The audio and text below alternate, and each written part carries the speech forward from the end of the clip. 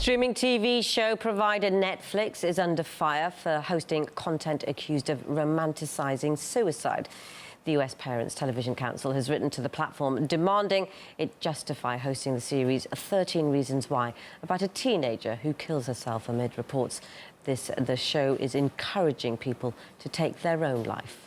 The problem is that they did kind of, they glamorized it. They were kind of romanticized this idea behind it. So even though the message was, there's always help, it will get better, turn to those who you love, the piece behind it was kind of, kids when they see these kind of things, they don't have, the frontal lobe isn't developed. Their executive functioning, they can't understand this idea of it gets better. What it is in that moment is what they feel it will always be.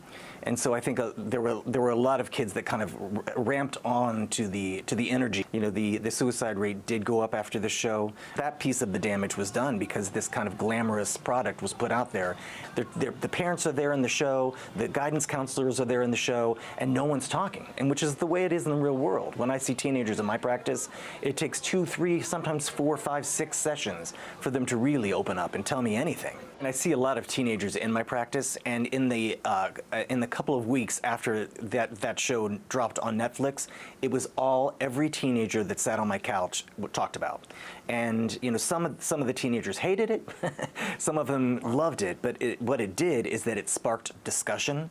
And it wasn't about guidance counselors or teachers telling them about what they should think or what they should feel.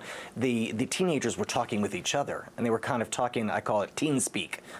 They were talking to each other, teenagers to teenagers, about a subject matter that oftentimes is just kind of swept under the rug. So in my opinion, that was the biggest value of that show. It generated a discussion. Yes, it's a slippery slope. It could go either way. But I think we have to also put faith in our teenagers. They're wanting to understand this as much as we as adults are.